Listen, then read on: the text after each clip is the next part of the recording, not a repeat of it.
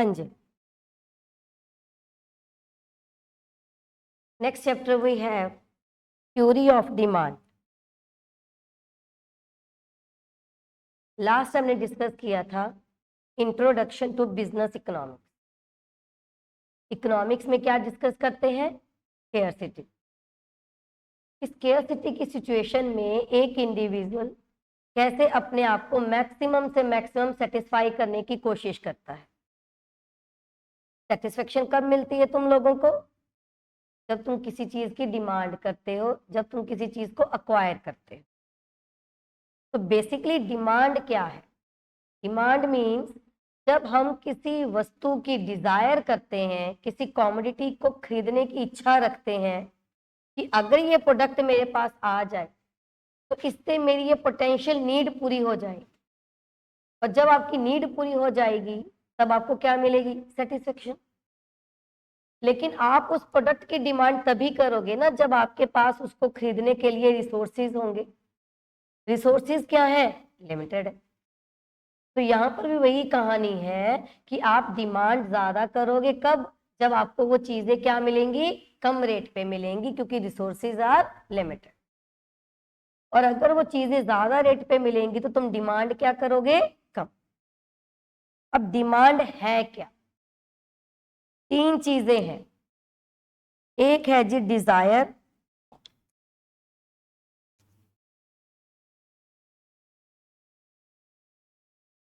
एक है वांट और एक है डिमांड। तीनों कंसेप्ट अगर मैं आपको बोलूं कि इनका मतलब क्या है, आप मुझे डिक्शनरी के अकॉर्डिंग बता दोगे कि डिजायर का मतलब विश, कि मुझे ये चीज चाहिए। वांट का मतलब भी विश और डिमांड का मतलब भी विश। तो तीनों का डिक्शनरी मीनिंग या कॉमन मीनिंग जो है, एक लेमैन की लैंग्वेज में जिसका मीनिंग है वो सेम है। लेकिन इन इकोनॉमिक्स तीनों कंसेप्ट अलग अलग है। डिजायर मीन्स किसी चीज को खरीदने की, किसी चीज को पाने की इच्छा। लेकिन आपको पता है कि आप उस चीज को हासिल नहीं कर सकते। क्यों? क्योंकि आपके पास नो मीन्स टू पे, आपके पास कोई रिसोर्स नहीं है पे करने के लिए। नो मीन्स टू पे, नो विलिंगनेस टू पे। जब रिसोर्स ही नहीं है तो पे कहां से करोगे? इच्छा कहां से आएगी पे करने की? आपको पता है ये चीज पूरी नहीं होगी, फिर भी हम डिजायर्स रखते हैं, जिसमें काश वर्ड आ जाता है। काश मेरे पास ये गाड़ी होती, काश मेरे पास ये बंगलो होता, काश मेरे पास ऐसी घड़ी होती, ऐसा मोबाइल होता, जो आपको पता है कभी पूरा नहीं हो सकता। और डिजायर के ऊपर कोई भी लिमिट नहीं है, नो लिमिटेशन ऑन डिजायर्स। इसमें क्या है? आपने सोचना ही है, कुछ मर्जी सोच लो।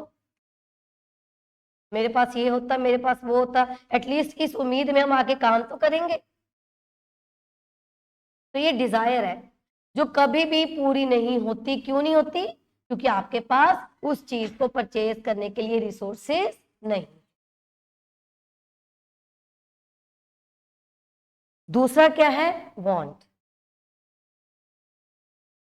मुझे ये चीज चाहिए और उसको परचेज करने के लिए आपके पास रिसोर्सेज भी हैं, लेकिन आप अभी उनको खर्च नहीं करना चाहते। नो विलिंगनेस टू पे। और मुझे पता है कि मैं अपना बड़ा बढ़िया सा घर बना सकती हूँ अपना, लेकिन अभी मेरी प्रायोरिटीज कुछ और है। घर बनाने लग गए तो सारा पैसा उसी में लग जाएगा। अभी हमने उन पैसों से बच्चों को पढ़ाना है, हमने उसे कुछ और करना है। तो ये मेरी क्या होगी? वांट। मतलब अफोर्डेबिलिटी तो है, लेकिन अभी विलिंगनेस नहीं है खर्च करने की। समझ में आई? अब डिमांड क्या है? मुझे चीज लेनी है, मेरे पास पैसे भी हैं इसको लेने के लिए, मीन्स टू पे, और मैं उन पैसों को इस कॉमोडिटी के ऊपर खर्च करने के लिए तैयार भी हूं, विलिंगनेस टू पे।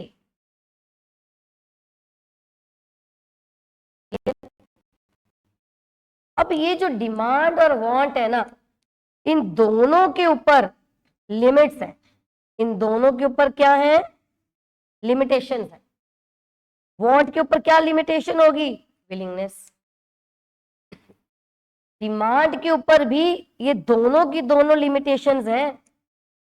डिमांड आप ये दोनों चीजें सोचकर ही करोगे कि कितनी आपकी अफोर्डेबिलिटी है और उसमें से अब कितना अभी इस चीज के ऊपर पे करने के लिए तैयार। ज्यादा अफोर्डेबिलिटी है, ज्यादा विलिंगनेस है, तो आप डिमांड ज्यादा कर लोगे, कम है तो आप डिमांड कम कर लोगे। मतलब डिमांड के ऊपर क्या है? लिमिटेशंस है, और डिजायर के ऊपर कोई भी लिमिटेशंस नहीं। तो ये तीन बेसिक एलिमेंट हैं जो डिमांड को पूरा करते हैं। एक, आपके मन में विश आई कि मुझे ये चीज लेनी है। दूसरा, उस चीज को लेने के लिए आपके पास रिसोर्सेज भी हैं। और तीसरा, आप उन रिसोर्सेज को यूज करने के लिए रेडी हो, तभी वो चीज आपकी क्या कहलाएगी? डिमांड। मतलब अगर मेरे मन में इच्छा आई कि मुझे ये कार लेनी है, कार लेने के लिए मेरे पास उतने पैसे भी हैं और मैं उनको पे करने के लिए तैयार भी हूं, तो वो मेरी कार की क्या बन गई? डिमांड। मैं ये कार खरीदने के लिए तैयार। डिमांड का मतलब क्या है? रेडी टू बाय, सिंपल, आप उस चीज को खरीदने के लिए तैयार। Demand doesn't mean your actual purchases. Demand का मतलब एक्चुअल परचेजेस से नहीं है। डिमांड का मतलब बस खरीदने के लिए तैयार हो।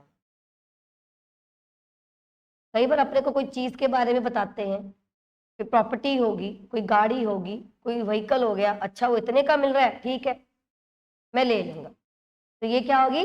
डिमांड। सिंपल, आपका खरीदने के लिए तैयार होना इज कॉल्ड डिमांड। और वो आप तैयार कब होगे? जब आपको पता है मेरे में वो अफोर्डेबिलिटी है, कैपेसिटी टू अफोर्ड है, मैं वो कर सकता हूं, तो वो डिमांड बन जाए। जरूरी नहीं है कि आपने उसको एक्चुअल में खरीद लिया। कई बार हम डिमांड करते हैं, आप मार्केट गए, आपने रेडी वाले से पूछा प्याज का रेट कितना है, वो कहता 25 रुपए किलो। आप कहते ठीक है 2 किलो पैक कर दे, तो 2 किलो आपकी क्या हो गई? डिमांड। जब वो मेजर करने लगा, उसके ऊपर 1 किलो 800 ग्राम ही प्याज निकले, इतने ही थे। वो कहता मेरे पास इतने ही है, चल कोई नहीं इतने दे दे। समझ में आ रही है बात? आपने एक्चुअल में बाय कितने किए? 1.8, डिमांड कितनी की थी? 2। तो डिमांड में और may not be equal to your actual purchases. अगर 2 का 2 ले आते तो डिमांड और एक्चुअल परचेज सेम हो जाते, अब ये क्या है? अलग अलग। यहां पर बात समझ में आई? ये क्यों बात बताई? क्योंकि क्वेश्चन पेपर में क्वेश्चन आता है व्हाट इज डिमांड। एक ऑप्शन में पढ़ा होगा योर एक्चुअल परचेजेस, एक ऑप्शन में पढ़ा होगा विलिंग टू बाय, तो आपने क्या टिक करना है? Willing to buy. तो करके आपको बताया। अब ये जो आपकी विलिंगनेस है, ये जो आपकी विलिंगनेस है, ये कब आएगी? जब आपको उसका प्राइस पता है जिस टाइम पर आप खरीदने के लिए जा रहे हैं। टाइम टू टाइम हमारी जो डिमांड है ना वो चेंज होती रहती है। आज आपको वो चीज चाहिए, आज आपको वो चीज मिली नहीं, उस टाइम पर उस प्राइस पर वो चीज मिली नहीं, 10 दिन बाद शॉपकीपर का फोन आता है कि आप जो पिछले हफ्ते या 10 दिन पहले वो चीज मांग रहे थे वो आज आ रही। समटाइम्स हम बोल देते अब नहीं चाहिए, तब जरूरत थी, तब टाइम और था, आज मैंने उस चीज से कॉम्प्रोमाइज कर लिया या उसका सब्स्टिट्यूट ढूंढ लिया, मुझे वो चीज नहीं चाहिए। तो डिमांड आपकी कब पूरी होगी, इफेक्टिव डिमांड कब होगी, जिस टाइम पर, जिस प्राइस पर आप उस चीज को खरीदने के लिए तैयार हो जाते हो, तो वो बनती है डिमांड। बेसिकली तो ये 5 एलिमेंट्स हैं, लेकिन इंपॉर्टेंट ये 3 है, wish, means to purchase and willingness to pay. Clear होगी जी बात? कोई दिक्कत यहां तक? देखो आगे देखो नोट्स में क्या लिखा है। It is various quantities of a commodity. Commodity कोई भी एक चीज लगा लो, यहां पर फॉर एग्जांपल आप अनियन ले रहे हैं, अनियन की कितनी कितनी quantity which a consumer is willing to buy at alternative prices during a given period of time. अब इसमें देखो ये क्या लाइन लिखी है, कॉमोडिटी आ गई अनियन, डिमांड बेसिकली आपका खरीदने के लिए तैयार होना। अगर अनियन का रेट 10 रुपए किलो है, तब आप उसके 5 यूनिट परचेज करने के लिए तैयार थे। जब उसका रेट 20 रुपए हो गया, तब आपकी डिमांड कितनी हो गई? 4।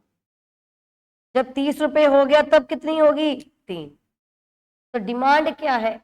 Various quantities of a commodity. कितनी कितनी क्वांटिटी? 5, 4, 3। कॉमोडिटी कौन? Onion. which a consumer is willing to buy at alternative prices। alternative prices क्या है? 10, 20, 30।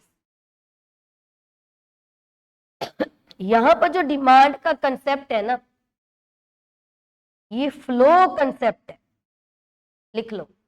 ये कौन सा कंसेप्ट है? फ्लो। फ्लो क्यों है? क्योंकि डेफिनेशन में ही आ गया गिवन पीरियड ऑफ टाइम। इसमें हम एक टाइम पीरियड ले लेंगे, चाहे वो एक दिन का है, चाहे वो एक हफ्ते का है, चाहे वो एक महीने का है, चाहे 2 का है, चाहे 1 साल का है। इस दौरान आप इस प्रोडक्ट की कितनी कितनी क्वांटिटी खरीदने के लिए तैयार हुए थे जब उनके प्राइसेस में चेंजेस आए थे। इतनी बात समझ में आ गई? तो डिमांड में एक प्राइस नहीं होता, डिमांड में अल्टरनेटिव प्राइसेस होते हैं, और एक क्वांटिटी ना होकर वेरियस क्वांटिटीज होती हैं, और एक टाइम ना होकर over the period of time. तभी डिमांड क्या बन जाता है? फ्लो कंसेप्ट बन जाता है।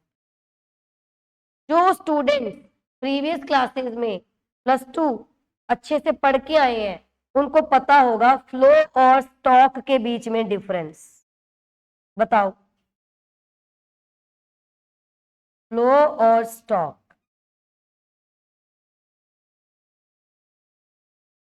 फ्लो एक पीरियड ऑफ टाइम में होता है, और स्टॉक पॉइंट ऑफ टाइम पर होता है। किसी चीज की क्वांटिटी को जब हम पीरियड ऑफ टाइम पर मेजर करते हैं तो वो फ्लो कंसेप्ट है, जब पॉइंट ऑफ टाइम पर मेजर करें तो वो स्टॉक कंसेप्ट है। ये पॉइंट और पीरियड है क्या?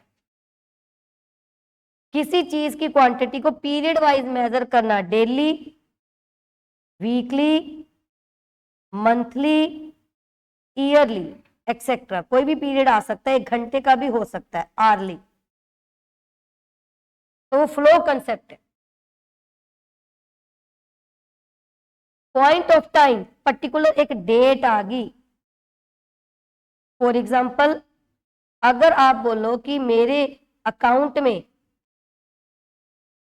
31 मार्च तक इतने बैलेंस था, तो बैलेंस जो आप चेक करते हो वो एक पॉइंट ऑफ टाइम पर चेक करते हो कि आज की डेट में मेरे पास इतने पैसे हैं, और वो पैसे आए कहां से होंगे? जब तुमने वीकली, मंथली, ईयरली, डेली उसमें कुछ डिपॉजिट्स करवाए होंगे। तो डिपॉजिट्स जो होते हैं ना, ये हमारे क्या होते हैं? पीरियड वाइज होते हैं कि डेली मैं इतने पैसे बैंक में जमा करता हूं, मंथली में इतने पैसे बैंक में जमा करता हूं, एक साल में इतने पैसे जमा करता हूं। डिपॉजिट्स आगे या क्या आगे? विड्रॉल्स, कितने पैसे आप निकालते हो। तो जब हम पैसे निकालते हैं तब भी आपसे हम ये पूछते हैं कि आपका डेली का विड्रॉल कितना है, आपका मंथली का विड्रॉल कितना है। अगर हम आपकी इनकम के ऊपर बात करें, इनकम, तब भी हम आपसे क्या पूछते हैं? डेली की income, monthly income, weekly, yearly, ऐसे पूछते हैं। अगर हम आपके एक्सपेंडिचर की बात करें तब भी पीरियड आ जाता है कि नहीं? अब तुम अकाउंट्स बनाते हो, अकाउंट्स में ओपनिंग बैलेंस की एंट्री डालते हो, ओपनिंग स्टॉक की एंट्री डालते हो, परचेजेस की एंट्री डालते हो, डेट वाइज एंट्री डालते हो। इस डेट को मैंने इतनी मशीनरी खरीदी, तो वो कौन सा कंसेप्ट हो गया? स्टॉक। अगर आप उसी में डेप्रिसिएशन की एंट्री डालते हो, इंटरेस्ट की एंट्री डालते हो, तो डेप्रिसिएशन क्या तुम्हें एक पर्टिकुलर पॉइंट में लगती है? पूरे साल की डेप्रिसिएशन। इंटरेस्ट तुम्हें एक दिन का मिलता है, एक पॉइंट का मिलता है, नहीं, पूरे साल का या 6 महीने का इंटरेस्ट हो। तो ये कौन सा कंसेप्ट हो गया? लो, अगर मैं बोलूं वाटर इन अ टैंक, आज सुबह 5 बजे पानी का टैंक भर गया था, मतलब वो स्टॉक कंसेप्ट है। सुबह 5 बजे आज, तो पॉइंट ऑफ टाइम पर ये भर गया था, शाम तक वो खाली हो गई। जो शाम तक वो खाली हुई, पूरे एक दिन में खाली हुई, तो वो कौन सा कंसेप्ट हो गया? लो, सुबह 5 बजे टंकी भरी थी, पिछले 2 घंटे से टैप खुली रहेगी, रनिंग टैप, फ्लो कंसेप्ट। समझ में आ गई बात? फ्लो और स्टॉक के बीच में डिफरेंस समझ में आया?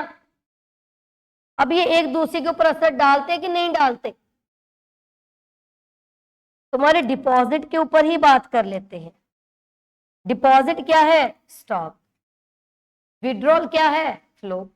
जितना ज्यादा डिपॉजिट होगा उतना तुम विड्रॉल कर सकते हो, उतना ज्यादा तुम खर्च कर सकते हो। तो स्टॉक ने किसके ऊपर असर डाल दिया? फ्लो के ऊपर। जितना ज्यादा तुम विड्रॉ करोगे, जितना ज्यादा तुम खर्च करोगे, उतनी जल्दी तुम्हारा स्टॉक खत्म होगा, तुम्हारा बैलेंस कम होगा। तो फ्लो किसके ऊपर असर डाल रहा है? स्टॉक। जितना टैंक में पानी होगा उतना ज्यादा फ्लो होगा टैप का। तो स्टॉक ने किसके ऊपर असर डाल दिया? फ्लो के ऊपर। जितना ज्यादा तुम टैप को खुला रखोगे उतनी जल्दी पानी का स्टॉक खत्म होगा। तो फ्लो ने किसके ऊपर असर डाल दिया? स्टॉक। कैपिटल जो है ये स्टॉक कंसेप्ट है, जो कैपिटल फॉर्मेशन है ये फ्लो कंसेप्ट। कैपिटल मतलब तुम्हारी मशीनरी, वो पॉइंट ऑफ टाइम पर मेजर करोगे कि पर्टिकुलर डेट पर मेरे पास इतनी मशीन है। फॉर एग्जाम्पल, ईयर की स्टार्टिंग में मेरे पास 7 मशीन हैं और ईयर के एंड तक आते आते 10 हो गई। कितना एडिशन हो गया? 3। एडिशन कब हुआ? Over the period of time. तो जितना एडिशन हुआ उसको बोलते हैं चेंज इन कैपिटल स्टॉक, या क्या बोलोगे? Capital formation, investment. तो बेसिकली ये क्या है? इन्वेस्टमेंट है। और इन्वेस्टमेंट एक पॉइंट ऑफ टाइम पर ना मानकर हम एक पीरियड की इन्वेस्टमेंट मानते हैं। क्लियर? ये सारी बातें आप नेक्स्ट बुक में करोगे जब नेशनल इनकम का चैप्टर करें डिटेल में। तो बेसिकली यहाँ पर एक वर्ड आया था फ्लो, उसके लिए मुझे आप लोगों को इसका डिफरेंस करवाना, अदरवाइज डिफरेंस नेक्स्ट बुक में भी लिखा हुआ है, आपकी नोट्स में लिखा हुआ है, ठीक है। तो अब देखो जी, डिमांड क्या बताया, एक पीरियड ऑफ टाइम पर तुम किसी कॉमोडिटी की कितनी क्वांटिटीज खरीदने के लिए तैयार हो जाते हो एट अल्टरनेटिव प्राइस। तो डिमांड क्या हुआ, फ्लो कंसेप्ट। दूसरा, इसमें कहते 3 एलिमेंट्स हैं टू मेक इफेक्टिव डिमांड। कौन कौन से, desire for a commodity, means to purchase and willingness to pay. अब यहां पर आपको लिखवाया, ये प्राइसेस बता दिए थे, अल्टरनेटिव प्राइसेस पर आप अल्टरनेटिव डिमांड कर रहे हैं 5, 4, 3। ये पूरा का पूरा जो टेबल है ये डिमांड का है, लेकिन जब मैं इसमें सिर्फ एक पेयर उठा रही हूं तो वो क्या हुआ, पर्टिकुलर प्राइस और उसके अगेंस्ट क्या हो गई, पर्टिकुलर क्वांटिटी। जब हमारे पास एक ही प्राइस है और उसके ऊपर तुम्हारी एक ही डिमांड है तो वो कंसेप्ट डिमांड का ना बनकर क्या बन जाता है, क्वांटिटी डिमांडेड। क्या बन जाता है जी, क्वांटिटी डिमांडेड। आपने कितनी क्वांटिटी की डिमांड की एक्चुअल में, तो वो एक ही प्राइस के ऊपर होती, एक ही प्राइस के ऊपर। अगली क्वांटिटी डिमांडेड क्या है, ये वाला। अगली क्वांटिटी डिमांडेड क्या है, ये। तो जब हमारे पास वेरियस क्वांटिटी डिमांडेड आ जाती है, उसको कंबाइन करके क्या बन जाती है, डिमांड। तो क्वांटिटी डिमांडेड और डिमांड में समझ आई बात। डिमांड में अल्टरनेटिव प्राइसेस होंगे और अल्टरनेटिव क्वांटिटीज होंगे, लेकिन क्वांटिटी डिमांडेड वो एक ही प्राइस पर होती है। और ये भी कौन सा कंसेप्ट है, फ्लो कंसेप्ट ही। क्योंकि जो आपकी डिमांड है ना, ये चेंज होती रहती है और डिमांड कभी भी एक पॉइंट पर चेंज नहीं होती। इसके ऊपर बहुत सारे फैक्टर्स होते हैं जो असर डालते हैं। वो फैक्टर्स एक ही दिन में असर नहीं डालते, एक पीरियड लग जाता है उसका। Quantity demanded is a specific amount the buyers are willing and able to buy at given price during a given period of time। Period तो इसमें भी आ गया, लेकिन इसमें क्या आया, स्पेसिफिक अमाउंट और स्पेसिफिक प्राइस। एक ही प्राइस है, उसके ऊपर एक ही क्वांटिटी है, लेकिन पीरियड है, तो ये कौन सा कंसेप्ट हो गया, क्वांटिटी डिमांडेड। तो क्या लिखा हुआ है, quantity demanded is a flow concept. Demand भी क्या है, flow. Both demand and quantity demanded are flow concept. एक तो ये क्वेश्चन बन गया, डिमांड का क्वेश्चन आ गया, क्वांटिटी डिमांडेड का क्वेश्चन बन गया, इफेक्टिव डिमांड के लिए क्या चाहिए वो बन गया। ये 4-5 क्वेश्चन बन गए अब तक, ठीक है।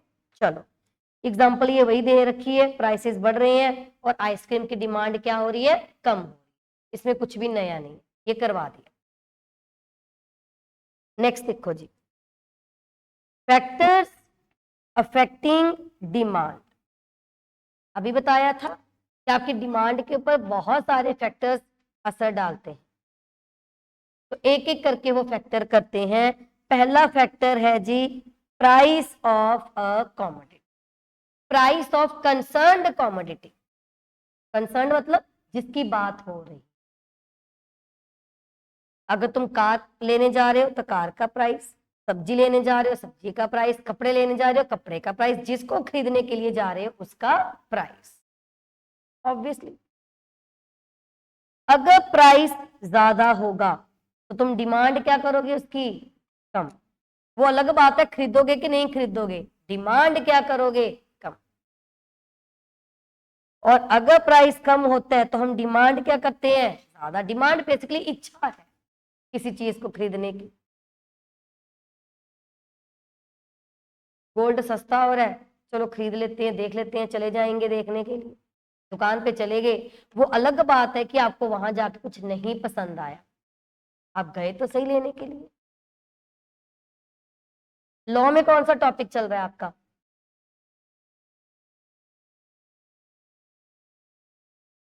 उसमें भी कॉन्ट्रैक्ट पे नहीं पहुंचे होगे, है ना। उसमें एक टॉपिक है कि जब आप किसी रेस्टोरेंट में खाना खाने के लिए जाते हो, टेबल पर बैठ जाते हो, तो ये इम्प्लाइड कॉन्ट्रैक्ट बन जाता है कि आप खाना खाने के लिए ही आए हो। इम्प्लाइड, तुम ये पढ़ोगे। बस में चढ़ गए, चलती बस में चढ़ गए, तो इम्प्लाइड कॉन्ट्रैक्ट हो गया कि तुम चढ़े हो तो किराया तो दोगे ही दोगे। अब हो गया ना, ये करो ना। हाँ, किस किस में करा था ये आपने, उसमें कर लिया ना ये, उसमें यही बातें बताई होंगी। उसमें आपका और कंडक्टर का आपस में बातचीत करना जरूरी नहीं है, वो इम्प्लाइड। अब अगर तुम क्लास में बैठ के मेरे से लेक्चर ले रहे हो, 10 दिन लेक्चर ले लिए, 15 दिन लेक्चर ले लिए, महीना ले लिए, तो ये इम्प्लाइड कॉन्ट्रैक्ट हो गया कि तुम यहाँ पर पढ़ रहे थे और मेरी फीस देने के लिए तैयार थे। बाद में बोलो 1 महीने बाद अपनी कौन सा बात हुई थी, ना आपकी सर्विसेज की बात हुई थी, ना मेरी फीस को लेकर बात हुई थी, मैं तो जा रहा हूं। तो कुछ चीजें क्या होती हैं, इम्प्लाइड होती। क्लियर। अब आप उसको पूरा करते हो कि नहीं करते, वो आपके ऊपर। तो यहां पर डिमांड की बात हो रही है, डिमांड के ऊपर क्या असर डालता है, प्राइस। अगर आप कम प्राइस पर ज्यादा डिमांड करते हो तो ये इम्प्लाइड है कि आप इतनी चीज खरीदने के लिए तैयार हो। देयर इज इनवर्स, नेगेटिव और इनडायरेक्ट, 3 बातें लिख सकते हैं, इनवर्स, नेगेटिव या indirect relationship between price of commodity and demand of that commodity. As price rises demand fall, price बढ़ेगा तो डिमांड क्या होगी, गिरेगी, ये बता दिया यहां पर। वाइस वर्सा, तो ये भी बता दिया, इसका उल्टा। वाइस वर्सा मतलब उसी लाइन का ऑपोजिट, दोबारा लिखने की जरूरत नहीं है। It means rise in price accompanied by contraction of demand, contract मतलब डिमांड का कम होना, and fall in price means expansion of demand. तुम्हारे सिलेबस में कॉन्ट्रैक्शन और एक्सपेंशन का भी टॉपिक है, करेंगे। बार बार एक लाइन आ रही है, अदर थिंग्स बीइंग इक्वल, ये सारे फैक्टर्स कर ले फिर समझ में आ जाए कि अदर थिंग्स बीइंग इक्वल है क्या। क्लियर।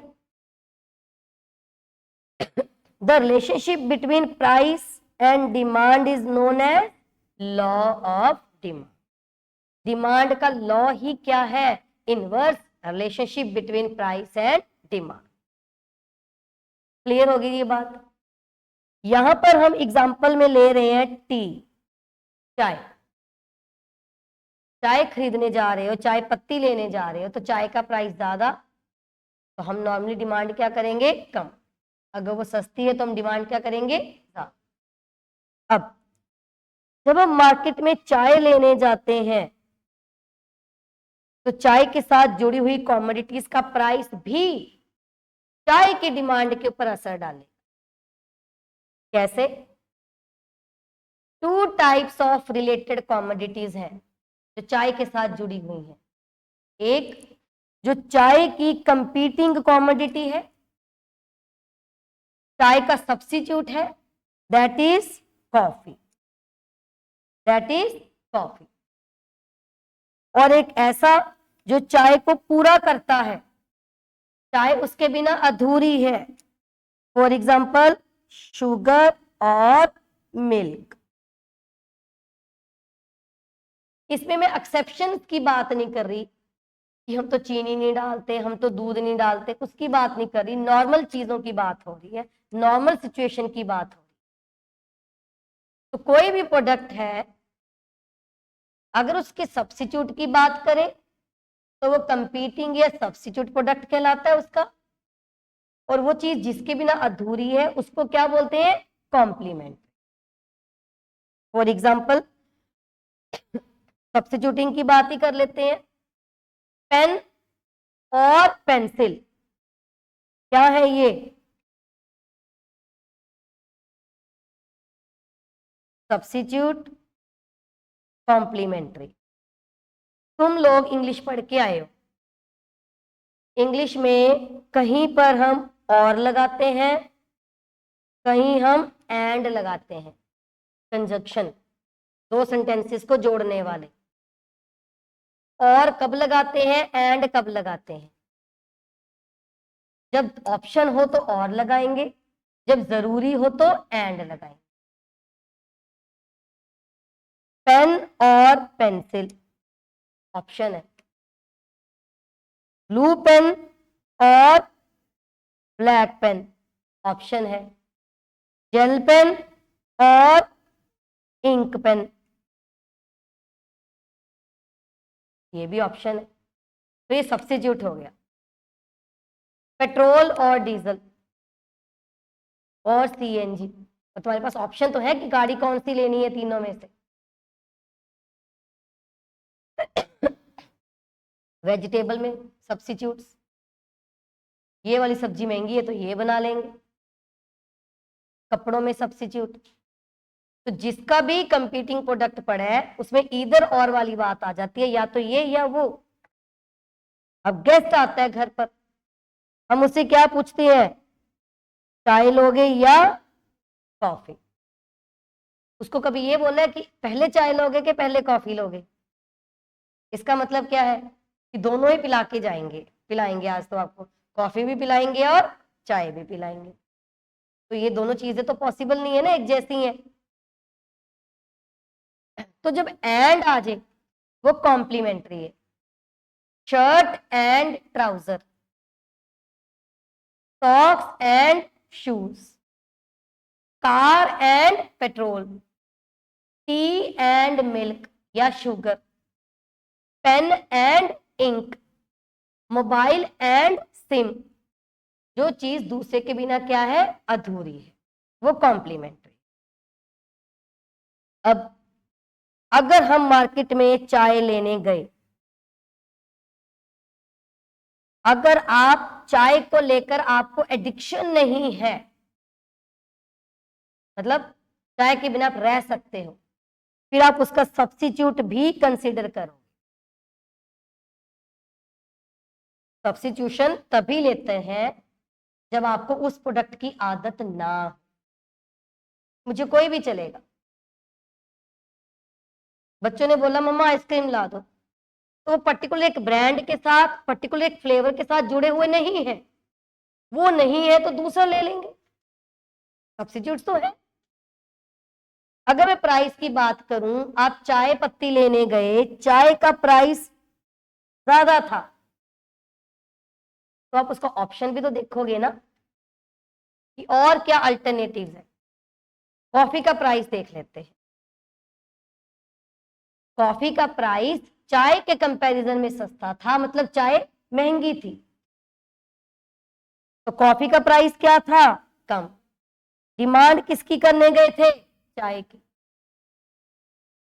चाय का प्राइस अगर चेंज नहीं हुआ फिर भी वो ऑटोमेटिकली आपको ज्यादा लगेगा, किसके कंपैरिजन में?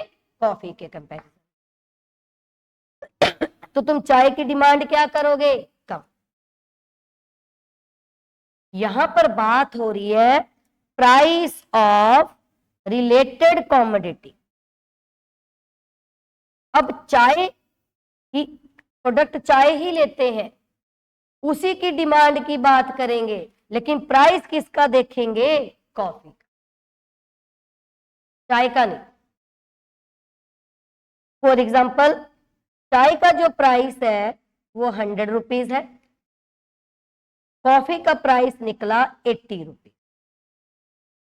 ठीक है, चाय की डिमांड करने गए थे, कॉफी का प्राइस आपको कम लगा, तो आप चाय की डिमांड क्या करोगे? कम, क्योंकि आप इसकी जगह पर क्या खरीद लोगे? कॉफी। तो पॉजिटिव रिलेशनशिप आ गया, मतलब fall in the price of T. चाय अगर सस्ती हुई, उल्टा कर लो इसका, चाय अगर सस्ती होगी 70 रुपए, इसका रेट क्या हो गया? कम, तो कॉफी की डिमांड क्या कर दोगे? कम। मतलब एक का प्राइस लेना है और दूसरे की क्या लेनी है?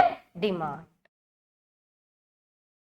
fall in the price of tea leads to the fall in the quantity of coffee and vice versa.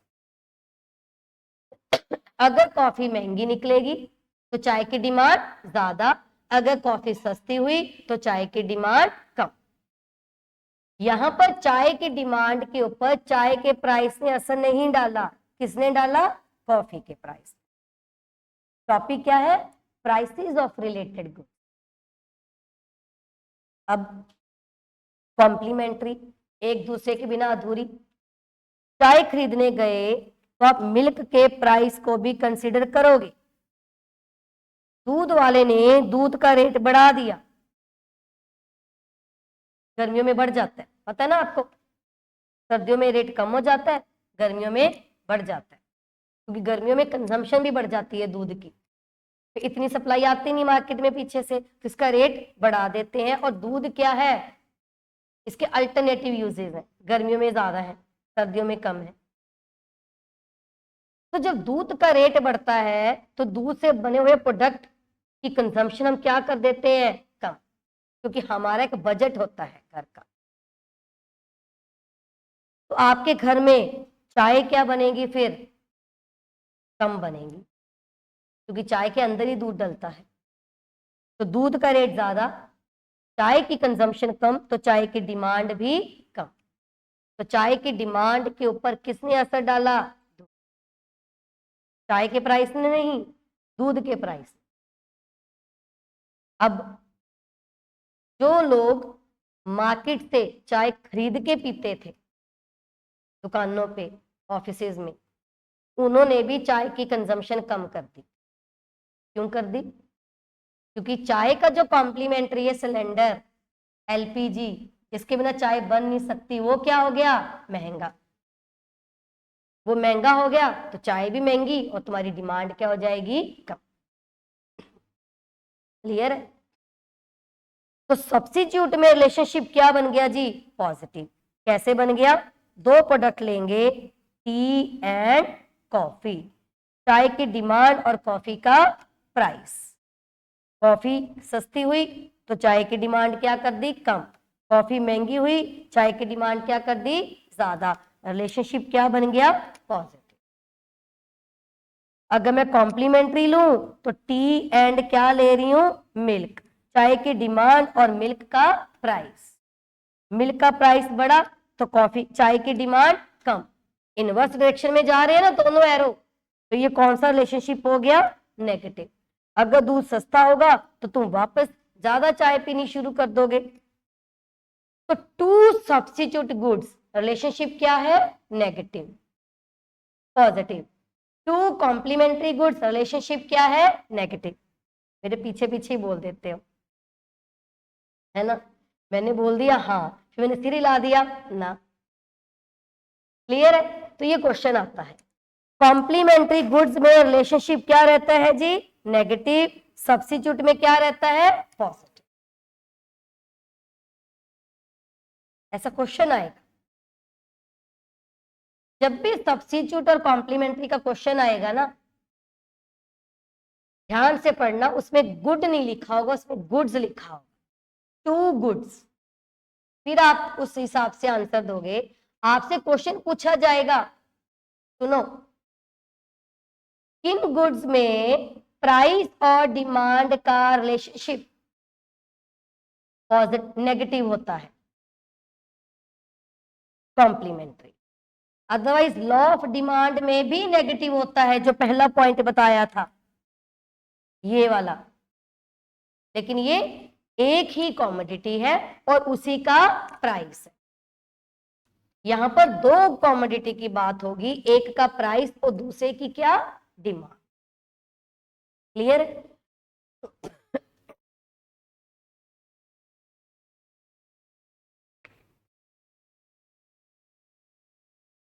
तो क्वेश्चन आ जाएगा रिलेटेड कॉमोडिटीज कौन कौन सी हैं, आप क्या टिक करोगे, सब्स्टिट्यूट एंड कॉम्प्लीमेंट। सब्स्टिट्यूट में पॉजिटिव, कॉम्प्लीमेंट्री में नेगेटिव, अदरवाइज ही नेगेटिव है जब एक ही कॉमोडिटी है। अब तक यही किया है, पहले पॉइंट में नेगेटिव, दूसरे में दो बता दिए, पॉजिटिव और नेगेटिव। यहां तक क्लियर है जी बात?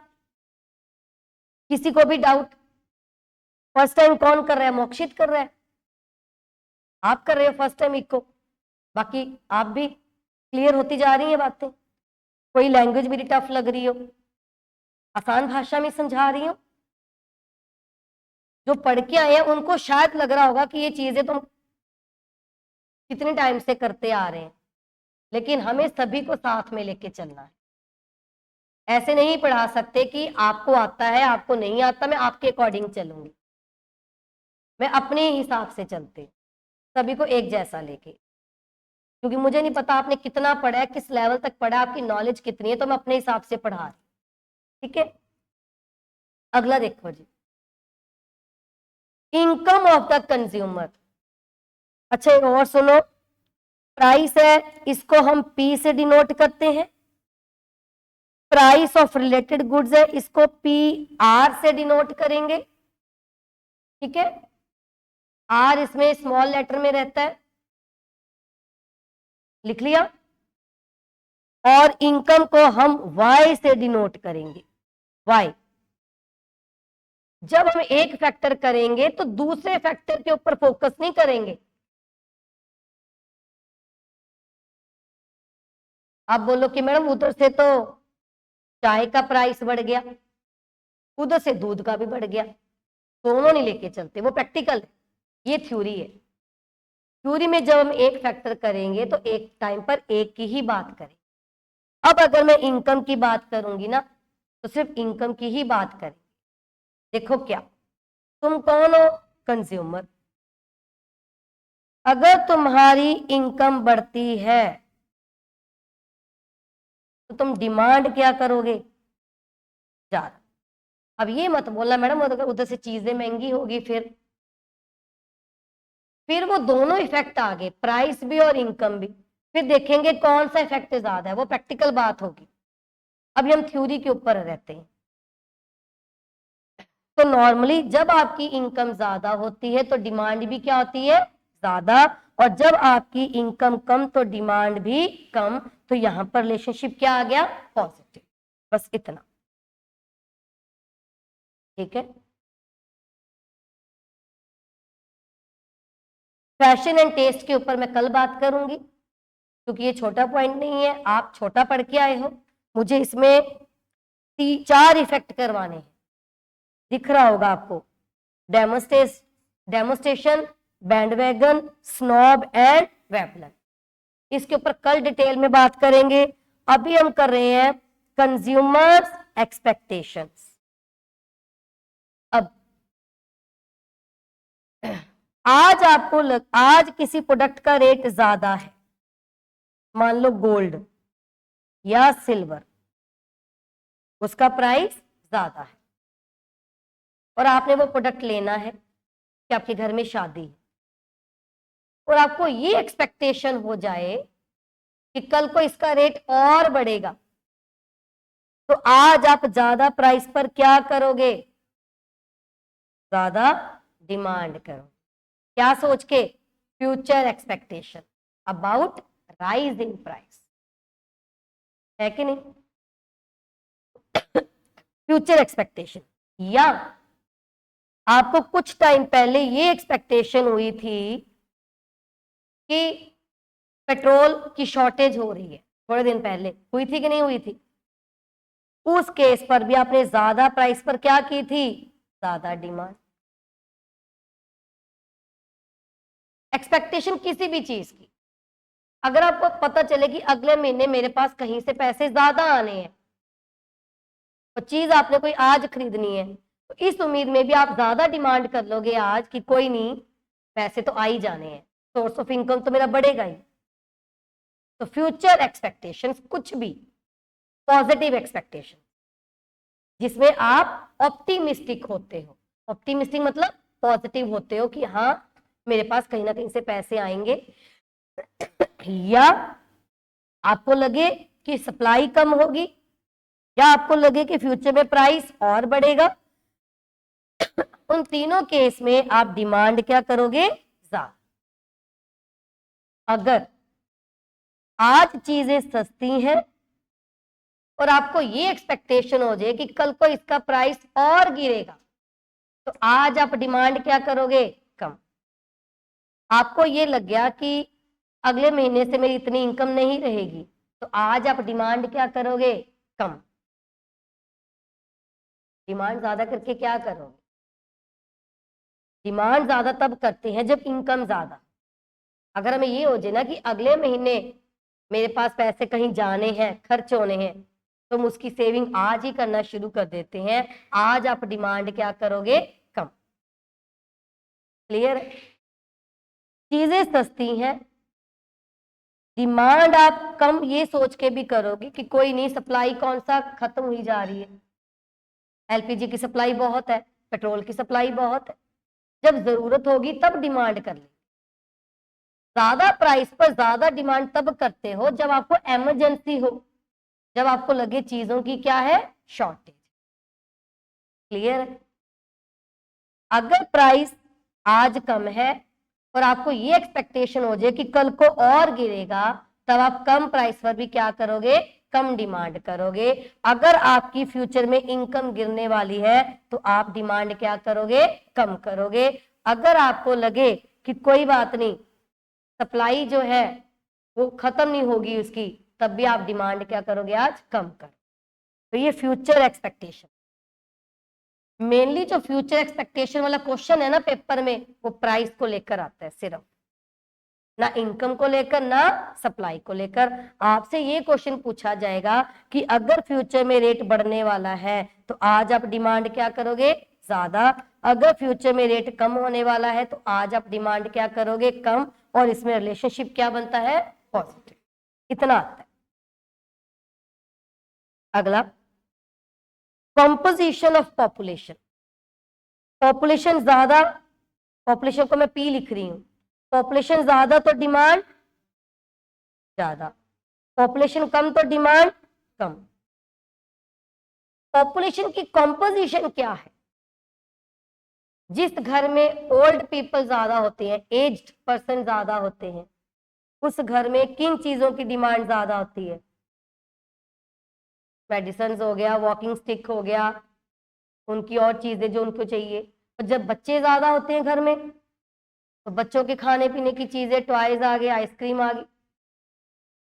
कॉम्पोजिशन, मेल ज्यादा है तो उनकी प्रेफरेंस के अकॉर्डिंग चीजें आएंगी, फीमेल ज्यादा है तो उनकी प्रेफरेंस के अकॉर्डिंग। तो ये कॉम्पोजिशन है। देखना ये कि पॉपुलेशन में कितने लोग कैसे हैं। बुजुर्ग ज्यादा है तो उनकी चीजें डिमांड ज्यादा होगी, बच्चे ज्यादा है तो उनकी डिमांड ज्यादा होगी, मेल ज्यादा है तो वैसी चीजें आएंगी, फीमेल ज्यादा है तो वैसी चीजों की डिमांड। क्लियर है? अगर हमारी इकोनॉमी में रिच पीपल ज्यादा है तो लग्जरी गुड्स की डिमांड ज्यादा, और अगर पुअर पीपल है तो नेसेसरी गुड्स की डिमांड ज्यादा। क्लियर है? इसमें इतना ही करना है, इसमें इतना ही। क्योंकि जो दूसरी बात यहां पर 2-3 बातें लिखी हुई हैं, मैं वो सारी नहीं समझाऊंगी अभी, क्योंकि जो पहले क्लासेस में पढ़ के आए हैं, एग्रीगेट डिमांड वाला चैप्टर करके आए हैं, उसको तो ये वर्ड भी समझ में आ जाएगा, प्रोपेंसिटी टू कंज्यूम। और जो नहीं पढ़ के आया उसको भी समझाना मुश्किल है इस टॉपिक, इस पॉइंट पर। तो अभी आप सिर्फ यहां पर क्या पढ़ोगे? रिच पीपल ज्यादा है तो लग्जरी गुड्स की डिमांड ज्यादा होगी, पुअर पीपल ज्यादा है तो नेसेसरी। आपका पेपर आज नहीं है, अगर आपका सितंबर में भी मान के चलूं, जब तक वो चैप्टर होगा तब तक आपके टॉपिक समझ में आ जाए। ठीक है, अभी के लिए सिर्फ इतना समझ। अगर आपको ज्यादा सस्ती क्रेडिट फैसिलिटी मिलती है, मतलब loan low rate of interest पे मिल रहा है, तो तुम डिमांड क्या करोगे? ज्यादा। अगर loan high rate of interest पे मिल रहा है तो डिमांड क्या करोगे? कम। यही है, ज्यादा फॉर्मेलिटीज नहीं करवा रहा बैंक तो लोन ज्यादा, जितना ज्यादा लोन लेंगे उतनी ज्यादा हम क्या करेंगे? इन्वेस्टमेंट, मतलब उतनी ज्यादा हमारी क्या हो रही है? Demand. Consumer credit facility and interest rate. अगर कोई शॉपकीपर तुम्हें उधार पर दे दे चीजें तो डिमांड ज्यादा, अगर वो बोले सिर्फ कैश पेमेंट लूंगा जी, नो उधार, तो डिमांड कम। क्योंकि समटाइम्स हम किसी चीज को खरीदने तो जाते हैं लेकिन हमारे पास पैसे नहीं होते, हम उसको कहते हैं कि अभी मुझे ये दे दे, मैं पैसे तुझे 10 दिन बाद दे दूंगा। अगर वो बोले कि ठीक है, फिर तो आप डिमांड ज्यादा करोगे, आप जैसे और लोग भी आ जाएंगे। अगर वो बोलेगा मैं उधार नहीं देता जी, ऑन द स्पॉट आप पेमेंट दो और चीज ले जाओ, फिर हो सकता है तुम अपनी डिमांड को क्या कर दो? पोस्टपोन कर दो, और एट प्रेजेंट तुम्हारी डिमांड क्या हो जाएगी? कम। क्लियर है? इसके अलावा और बहुत सारे फैक्टर्स हैं जो आपकी डिमांड के ऊपर असर डालते हैं, वो हम कल डिस्कस। ठीक है, ये लिखा हुआ है, इस पैसेज में लिखा हुआ है। ठीक है।